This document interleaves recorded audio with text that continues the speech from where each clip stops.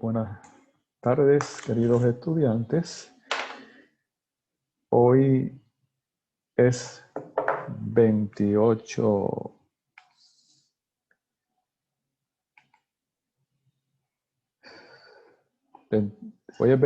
de enero de 2021.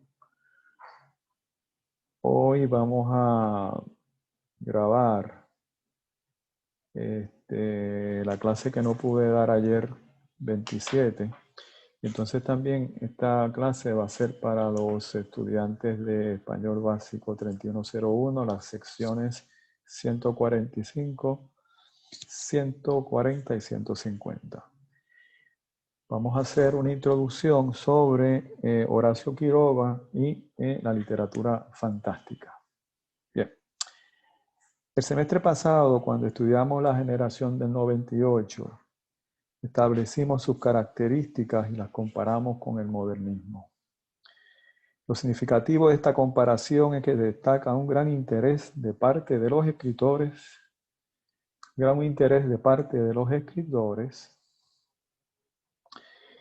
en la forma literaria. Si bien la generación de 98 se distingue por el ensayo y la reflexión sobre lo que sería el alma española, también estudiamos poesía y novela, en este último caso la novela Niebla. La mirada hacia el pasado, la naturaleza y la imagen del yo autobiográfico es constante. No olvidemos a Machado, el retrato, a un olmo seco. Además, todo lo relativo a la caja china en Unamuno, que es una herencia cultural del barroco, según estudiamos en el Quijote de la Mancha.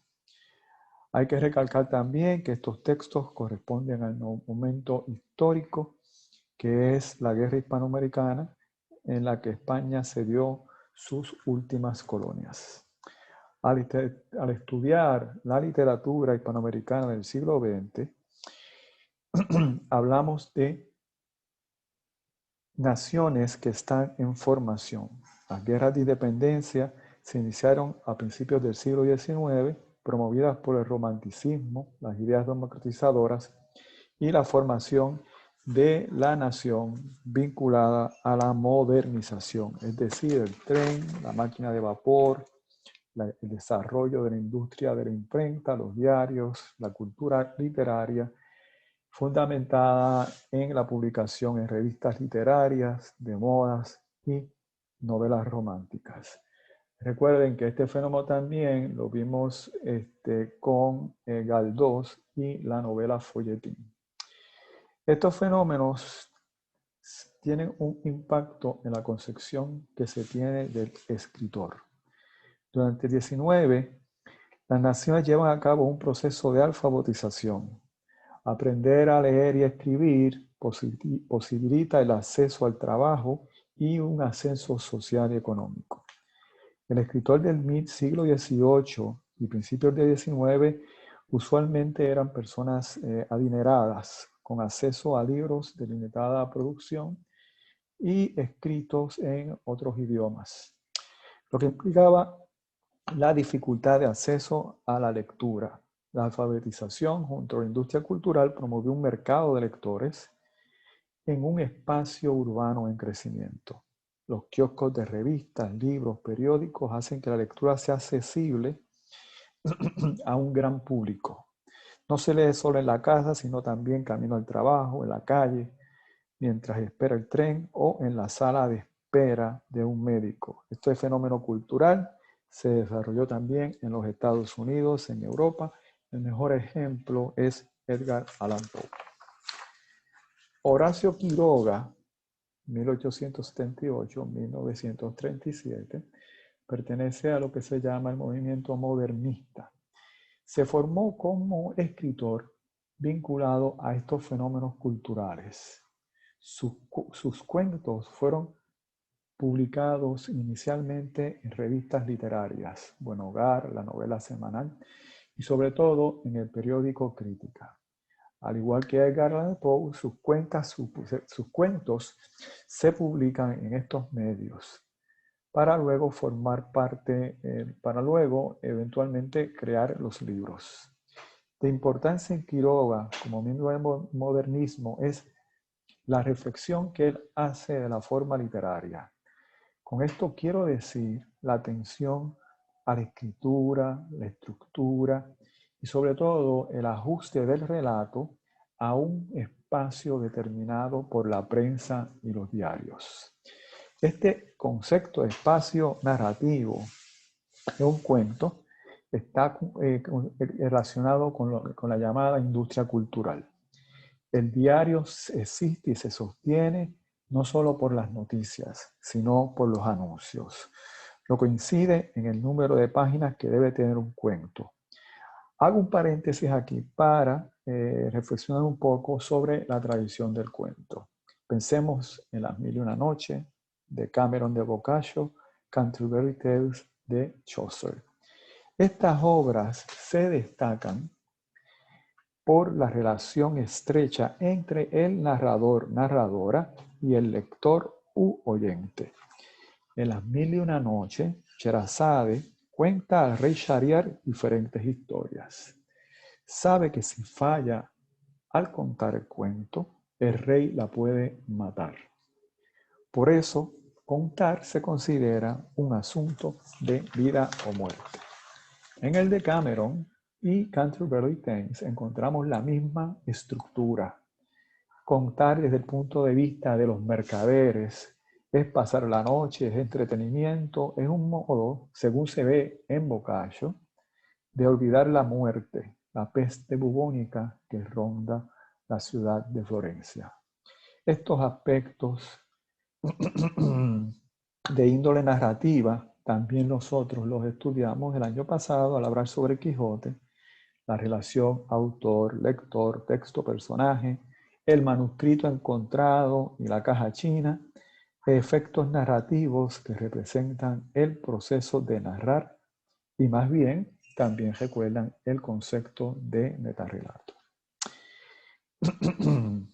El cuento, tal como lo conocemos hoy en día, es producto entonces de lo que había dicho esa industria cultural. Es lo que se designa como el cuento moderno del siglo XIX. Edgar Allan Poe, Kipling, Chekhov, entre muchos otros.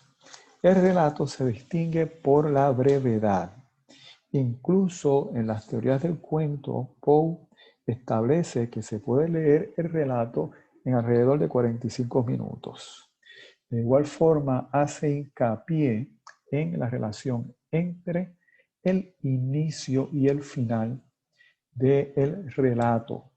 Él llama, déjame ver si recuerdo muy bien, lo hablamos después.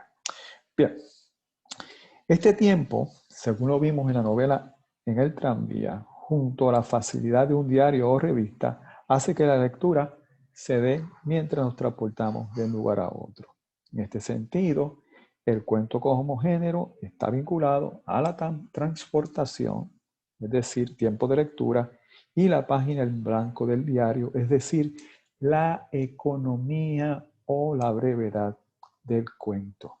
El mismo Quiroga afirma que en sus cuentos en críticas solo podían ser de 10 páginas. En muchas ocasiones, el editor del diario editaba los relatos para que pudieran publicarse. Además, el relato tenía que tener no solamente 10 páginas, sino que tenía que considerar un dibujo. En ese sentido, fíjense que entonces el medio periódico es el que va a delimitar o estar relacionado a lo que sería la brevedad del relato. Quiroga, al igual que Poe, también teoriza sobre el género. Este fenómeno acontece porque la industria cultural necesitaba escritores y la reflexión de cómo se escribe el cuento se ve como una manera en que un posible lector puede llevar a cabo un proceso de aprendizaje. El texto que trabaja Quiroga, Dios mío, ¿dónde está ahora el papel? Un momento, gente.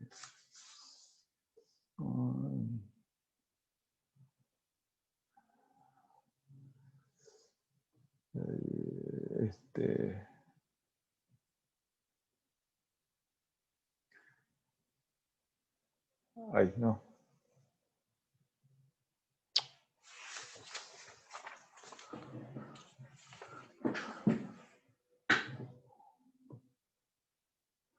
Continuamos. Ok, muy bien. Excúsenme estas dificultades técnicas. Muy bien. Quiroga tiene lo que se llama el decálogo del perfecto cuentista. Esto ustedes pueden buscarlo en internet, es muy fácil conseguirlo. Pongan decálogo del perfecto cuentista, Horacio Quiroga, decálogo del perfecto cuentista. A mí me llama la atención esta de cuestión del decálogo, porque son como una serie de mandamientos, ¿no? De cómo es que se debe escribir un buen cuento. En primer lugar, menciona, el primer mandamiento es cree en un maestro, Poe, Bazán, Kipling, Chekhov, como en Dios mismo. Poe, todos lo conocen, es escritor de Estados Unidos. Maupassant es un escritor francés. Kipling es escritor inglés y Chekhov es un escritor ruso. Mencionar a estos escritores implica, dentro de lo que sería el decálogo del cuento, tomar en cuenta una tradición. Es decir, un buen cuentista, ante todo, tiene que ser un buen lector. Recuerden lo que habíamos hablado con el poema Retrato de Machado, ¿no? Toda esa imagen del artesano, ¿no? Y la poesía como un proceso de aprendizaje. Pues aquí es importante esa tradición. Es decir, un buen escritor, ante todo, tiene que ser un buen lector. El número 2 dice, cree que tu arte es una cima inaccesible. No sueñes en dominarla. Cuando puedas hacerlo, lo conseguirás sin saberlo tú mismo, ¿no? La idea de ese proceso de aprendizaje. El proceso de aprendizaje no se llega inmediatamente, ¿no? Es un proceso arduo y es continuo. Usted nunca va a llegar a una cima. Bien. 3, esto es importante. Resiste cuando puedas a la imitación, pero imita sin influjo demasiado fuerte. Más que ninguna otra cosa, el desarrollo de la personalidad es una larga paciencia. La imitación está vinculado con la lectura. Un buen lector, es decir, la lectura de una tradición literaria. Imitar viene a ser una manera en que el escritor poco a poco va encontrando su voz. Pero como sabemos, eventualmente se nota en un escritor sus maestros, ¿no? Lo que pasa es que en el proceso de la escritura, este escritor va a encontrar su verdadera voz, su manera de escribir. Pero indirectamente, sus predecesores están presentes. La 4, te fíes ciega no en tu capacidad para el triunfo, sino con el ardor con que lo desea. Ama a tu arte como a tu novia, dándole todo tu corazón. Esto implica, obviamente, que hay que amar lo que uno hace, ¿no? Amar la escritura no es nada. Hay que darle todo el trabajo, ¿no? La cuestión está del trabajo. Bien, esta número 5 quiero que la consideren muy bien. Dice, no empieces a escribir sin saber desde la primera palabra a dónde vas. En un cuento bien logrado, las 3 primeras líneas tienen casi la importancia de las 3 últimas. Aquí estamos hablando de la estructura. Esto Poe habla del efecto único, del unique effect. En el caso de Edgar Allan Poe, él habla del inicio. Incluso se dice que Poe escribía primero los finales de los relatos para que todo el desarrollo de la narración desemboque en ese final. Quiero que tengan en cuenta estos aspectos porque cuando vayamos a estudiar a Quiroga, quiero que se fijen en los primeros párrafos. Entonces, cómo esos párrafos iniciales eventualmente van a tener una conexión directa con el final del relato. Esto se llama también una especie de obertura, No sé si ustedes han escuchado la ópera, ¿no? En la ópera, inicialmente, antes de que los cantantes canten, la orquesta toca todos los temas, que es de manera instrumental, tocan todos los temas que se van a dar durante la obra. Y esas tres primeras líneas, ¿no? Esos tres primeros párrafos, en gran medida cumplen esa función. Bien, la número 6 tiene que ver con la precisión. Si quieres expresar con exactitud esta circunstancia, desde el río soplaba el viento frío, no hay en lengua humana más palabras que las apuntadas para expresarla. Una vez dueño de las palabras, no te preocupes de observar si son entre sí consonantes o asonantes. Hay que buscar la palabra, el sustantivo adecuado. Y no hay, entonces fíjense que esto también está relacionado con el número 7. No adjetives sin necesidad. Inútiles serán cuantas colas de color adhieras a un sustantivo débil. Si hallas el que es preciso, él solo tendrá un color incomparable, pero hay que hallarlo. Fíjense que aquí es significativo la cuestión esta de la precisión, porque como les habíamos dicho, estos relatos se escriben para los periódicos. O sea, en este sentido, la brevedad está íntimamente relacionada con lo que sería esa precisión, escogerlo. Además, es importante que usted no pierda de vista que en un cuento, una palabra, una coma, un espacio en blanco, de una u otra manera, tiene que ver en la creación del sentido estético del texto. 8. Toma tus personajes de la mano y llévalos firmemente hasta el final. Seguimos hablando aquí de la estructura, ¿no? Vuelvo a leer. Toma tus personajes de la mano y llévalos firmemente hasta el final, sin ver otra cosa que el camino que le trazaste. No te distraigas viendo tú lo que ellos no pueden o no les importa ver. No abuses del lector. Un cuento es una novela depurada de ripios. Ten esto por una verdad absoluta, aunque no lo sea. De nuevo, Quiroga hace hincapié en la brevedad y lo distingue obviamente con la novela.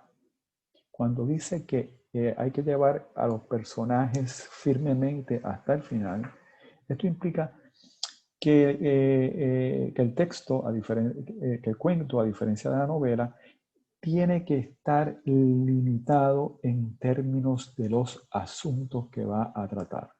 En una novela es muy común que un personaje, por ejemplo, piensen ustedes en Gabriel García Márquez, que un personaje salga en una novela, en la primera parte de la novela y no vuelva a repetirse. En un cuento eso no es posible, ¿no? Aunque, por ejemplo, yo he estudiado libros, el mismo Gabriel García Márquez menciona, por ejemplo, el libro La Cándida Heréndida y su abuela desalmada. En esa novela corta, él va mencionando todos los personajes que luego van a estar en otros relatos de ese libro, ¿no? Entonces, en ese sentido, pues sí, puede conectar el libro a través de los personajes. Pero el asunto tiene que ser preciso. Si va a haber, por ejemplo, si el objetivo de este personaje es llegar pues a encontrarse con la novia, pues obviamente en el interín no va a ir, no se va a desviar para encontrarse con su mamá, porque entonces pues ya el relato es otra cosa. O si no, pues se desvía para encontrarse con otra novia que antes tuvo. No, o sea, el objetivo es que se encuentre con la novia al final del relato. Entonces, pues hay que llevarlo firmemente, hacia ese final. Bien, la número 9 tiene que ver también con lo que sería la creación de una obra de impacto para cualquier lector. Dice, no escribas bajo el imperio de la emoción. Déjala morir y evócala luego. Si eres capaz entonces de revivirla tal cual fue, has llegado en arte a la mitad del camino. Uno piensa, wow, tengo tremendo relato, estoy emocionado, escribiendo, wow, existió otro.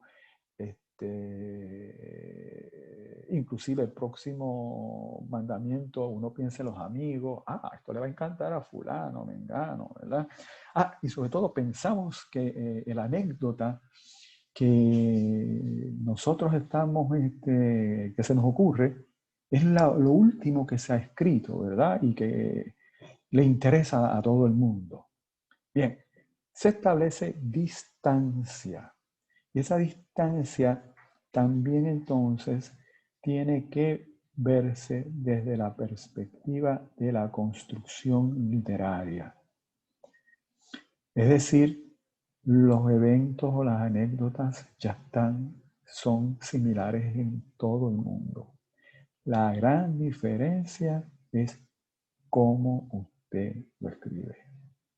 Entonces, pues bien, usted puede escribir pues, para un público de sus amigos puertorriqueños. Cuando el cuento o el gran cuento trasciende, por ejemplo, Quiroga, ¿no? Que lo estamos leyendo aquí casi un siglo después, pues obviamente ya se ha establecido esa distancia que es la que él está estableciendo. Y finalmente, no pienses en tus amigos al escribir, ni en la impresión que hará tu historia. Esto está relacionado con el 9.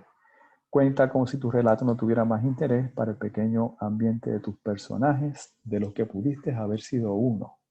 No, de otro modo se obtiene vida en el cuento.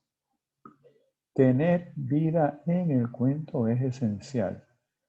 ¿Cómo crear la impresión que ese personaje tiene vida, tiene existencia, que es real?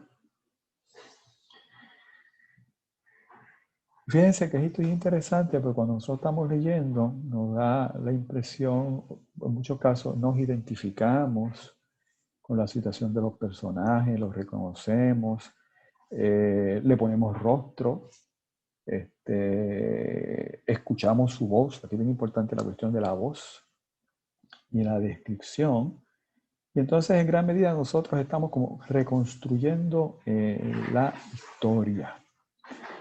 En gran medida, fíjense, hay que pensar, por ejemplo, en el fenómeno del cine, que es donde más uno está más vinculado por el impacto de una pantalla, ¿no? En muchas ocasiones nosotros cuando vamos al cine nos identificamos con esos personajes, creemos que son reales. De hecho, es común en películas o dramas o algo así, nosotros básicamente estamos como asistiendo como curiosos a la vida de esos personajes, ¿no? Que resultan reales, ¿no? Y aquí el cuento, en gran medida, tiene que crear esa sensación de que existen y son reales estos personajes. Muy bien. Como les decía, es importante que con respecto a los cuentos de Quiroga, que consideren las tres primeras líneas son tan importantes como las últimas, porque eso lo vamos a discutir en clase. Muy bien. La segunda parte de esta conferencia tiene que ver, como les había dicho en las clases anteriores, sobre una reflexión sobre lo que es el relato insólito o lo que muchos han llamado también literatura fantástica. Los cuentos de Quiroga, Cortázar y Borges pertenecen a lo que se llama literatura fantástica o relato fantástico. El crítico literario Todorov, en su libro Introducción a la literatura fantástica, al definirla, establece que lo fantástico está vinculado por la percepción y por la concepción cultural que nosotros tenemos del mundo o de la realidad. Esencial es la mirada, el oído, el tacto, el olfato, es decir, todos los sentidos básicos a través de los cuales nosotros percibimos el mundo. La experiencia de lo fantástico, que también se puede designar como evento insólito incide siempre en un tiempo y en un espacio. De hecho, los cuentos que vamos a leer es bien importante el tiempo y el espacio. Bien, como decía, es esencial la mirada y la experiencia de lo fantástico. También se puede designar como un evento insólito, incide en un espacio y tiempo dado. El acontecimiento, por ejemplo, que un profesor desaparezca en medio de la clase, es insólito porque es imposible de explicar racionalmente por las leyes que rigen nuestra concepción de la realidad. Dice Todorov, estoy citando, el que percibe el acontecimiento debe optar por una de dos soluciones posibles. O bien se trata de una ilusión de los sentidos o de un producto de la imaginación y las leyes del mundo siguen siendo lo que son, o bien el acontecimiento se produjo realmente, es parte integrante de la realidad y entonces concluimos que esta realidad está regida por leyes que desconocemos. Lo fantástico entonces implica incertidumbre cuando lo percibimos, ¿no? Nos preguntamos, ¿esto aconteció o no aconteció? ¿Es producto de imaginación? Lo fantástico también crea un sentido de extrañeza, de asombro o de maravilla. Por ejemplo, estamos en el salón de clase, usted sale por una puerta y por X o Y razón llega a otro mundo o llega a otra época. Pues obviamente las leyes que rigen un salón de clases normal y corriente, pues esas cosas no ocurren. Bien, continúo. Lo fantástico, el terror o lo insólito es producto de una época cultural, en este caso particular el romanticismo. La influencia de la edad de la razón, el siglo de las luces del siglo XVIII, en lo que es esencial la mirada científica, la mirada empírica, deja a un lado todo lo que tiene que ver con el mundo de los sueños, la imaginación, todo lo que en muchas ocasiones nosotros pensamos que son abstracciones. Frente a un mundo científico racional, propio del método científico, los románticos exploran los sueños, la imaginación, dejan ver lo que la mirada empírica borró como parte de los conocimientos. El mundo de los muertos, la experiencia mística, el amor, por el simple hecho de que son acontecimientos que no se pueden comprobar con pruebas contundentes o pruebas científicas. Ahora, el relato, sin embargo, tiene que parecer real. Eso es esencial. Por eso es común la descripción cuidadosa para que el relato cree la sensación de que es real o verdadero.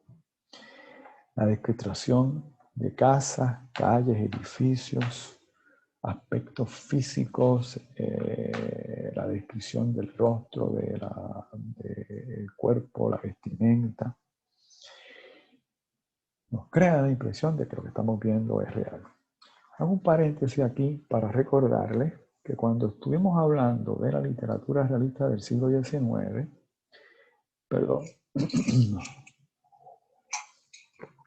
esas largas descripciones de la novela francesa, Balzac, por ejemplo, una novela que se llama Eugenia Grandet. La novela empieza con una especie de mirada desde arriba, ¿no? Con una cámara así,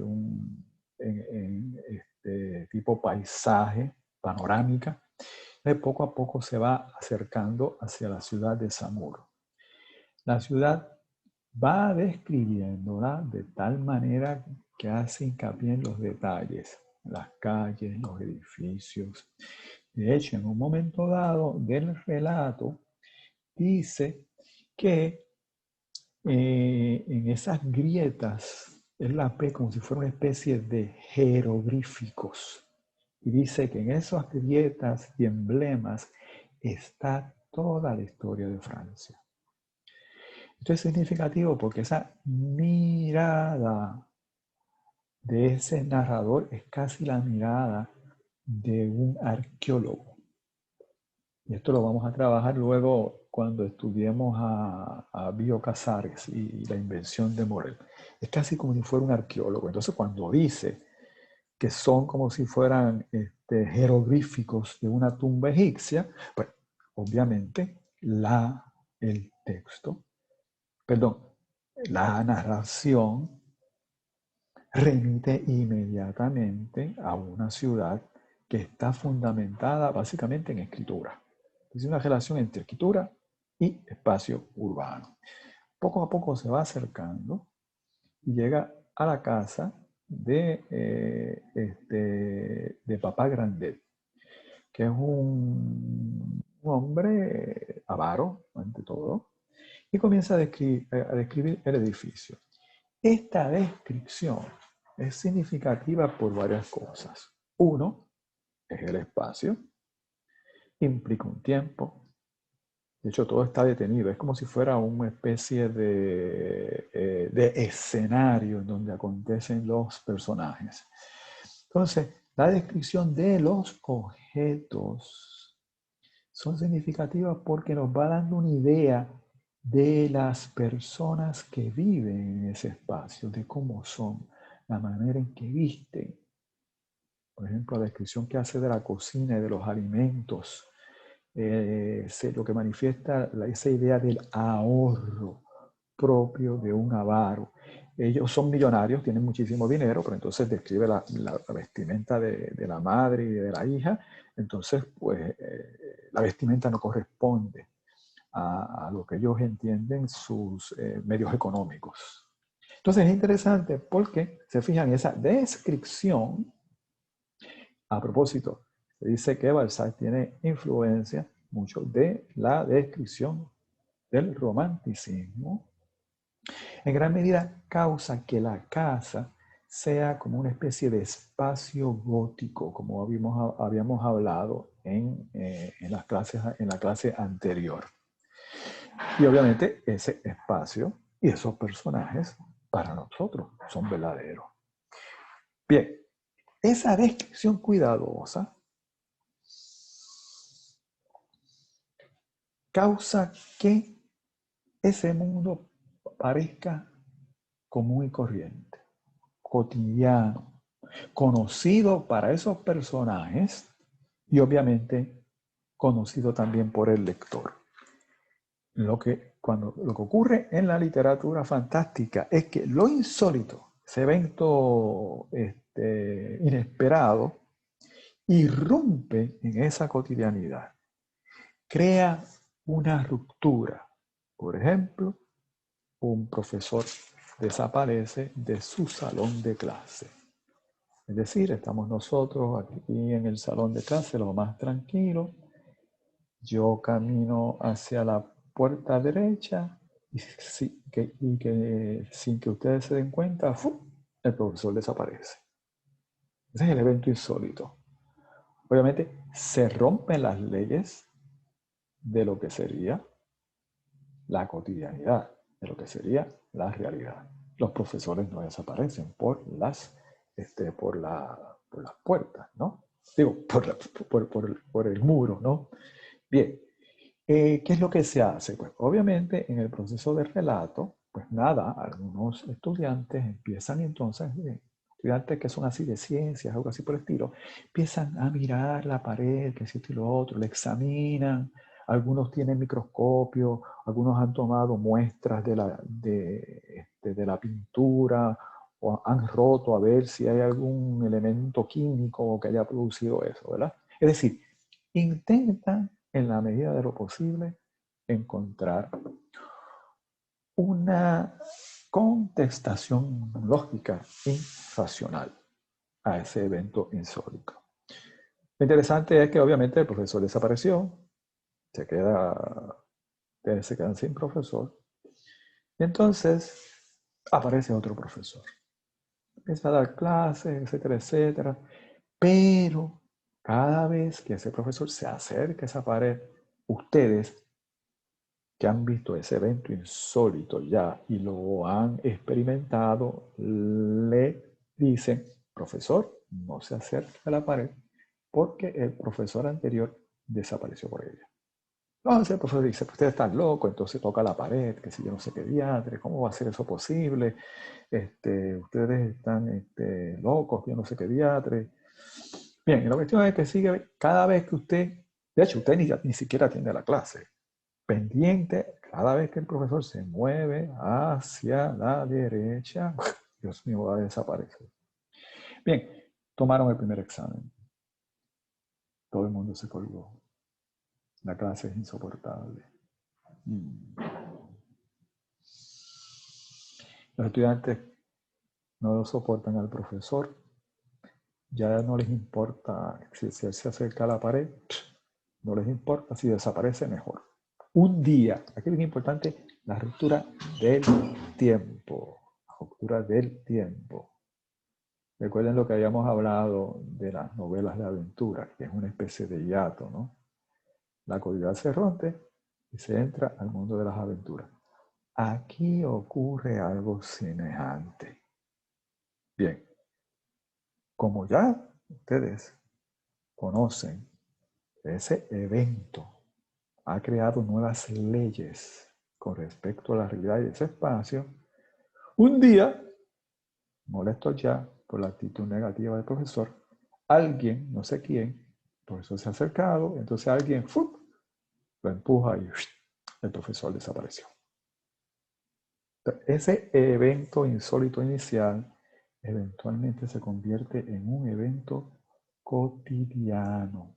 ¿Por qué? Porque ha creado nuevas leyes de cómo se comporta ese mundo. De hecho, a mí me contaron que en las clases de ciencias naturales, de química y de matemática, sin saber por qué, poco a poco fueron desapareciendo uno que otro profesor. Bien, espero que hayan entendido el concepto. Bien, en este sentido, cuando el espectador o lector, de hecho a propósito, es bien común que el relato se ve desde la perspectiva, eso se ve mucho en Cortázar, se ve desde una perspectiva limitada, es decir, un yo, un personaje, aunque te sea en tercera persona, la perspectiva de un yo causa que la percepción esté fundamentada en ese personaje, que es la percepción que nosotros como lectores también acogemos. Bien, en este sentido, al inicio el espectador o lector duda, o el personaje duda, tiene una incertidumbre, se asombra. Luego, como había explicado ya, a medida que el fenómeno se repite, otros profesores, por ejemplo, desaparecen, como los pobres profesores de ciencias naturales, el evento insólito resulta natural. En esa cotidianidad, el evento insólito entonces crea otras leyes. Bien, cuando lean los cuentos de Quiroga, Borges y Cortázar, tomen en cuenta estas características del insólito. Es necesario fijarse en la descripción del espacio, el uso del tiempo. En el caso de Borges, el espacio de la biblioteca, los libros. Es decir, los fenómenos van a estar vinculados con esos aspectos. Y también, en el caso de Borges, la biblioteca, pero el proceso de lectura. Está claro, y el concepto milagro. Okay. En la gallina degollada, va usted a considerar la casa, el concepto de familia, enfermedad. De la descripción es importante los puntos cardinales, los ciclos del día, la gestación, acuérdese que son 4 niños, el ciclo de la vida también lo tiene que considerar. Es obvio el uso de los sentidos, el olfato, el tacto, el oído y sobre todo la mirada. Pongan atención a la descripción que se dan de los idiotas. Es preciso en el cuento también fijarse en la estructura y el inicio del relato, el desarrollo y el final. Las 3 primeras líneas son tan importantes como las últimas, según vimos en el decálogo del perfecto cuentista. En el otro relato, en el otro relato, el síncope blanco, ahí nos vamos a meter por primera vez en lo que sería el mundo, entre comillas, de los sueños o de la imaginación. Vamos a considerar la sala, lo que es síncope, tienen que definir qué es síncope, importante, que es una cuestión que está relacionado con la posibilidad de la muerte y el tiempo. Además de síncope, las oposiciones entre la sala de operaciones en oposición a el cielo, que ahí es bien importante el uso de los adverbios allá, acá, aquí, etcétera, ¿no? De igual manera, esa oposición o juegos del 2, este es un relato tipo binomio, binario, relato binario. Los 2 templos, consideren las 2 puertas, es decir, la relación entre la vida y la muerte. Fíjense también en el uso de las puertas. Cómo está descrito el templo, cómo están descritos los templos y qué referencias de lo que sería el mundo real nosotros utilizaríamos para tratar de imaginar cómo es el cielo y por qué el cielo es así. Finalmente, es esencial todo lo relativo a la percepción.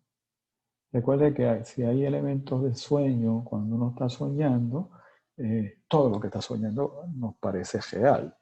Así que en este sentido, pues, o verdadero, ¿no? Nos damos cuenta cuando despertamos que no, estábamos soñando. Y en este sentido, hay que ver el modo en que esa experiencia cercana a la muerte afecta a la percepción del personaje cuando regresa, ¿no? A propósito, les recuerdo que el relato está escrito en primera persona. O sea, en ese sentido, pues estamos vinculados con una percepción limitada. Bueno, yo creo que con eso tenemos, yo espero discutir el relato el lunes. Le pido excusas porque ayer tuve que ir al quiropráctico y yo creo que vamos a trabajar con la gallina degollada y el síncope blanco y después con los otros relatos. Recuérdense que ya pronto haremos los trámites necesarios.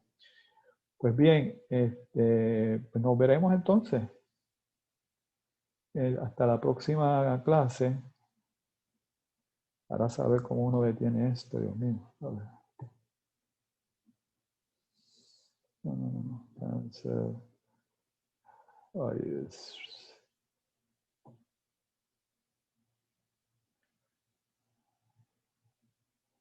Ay, estoy tratando. ¿Cómo detengo esto?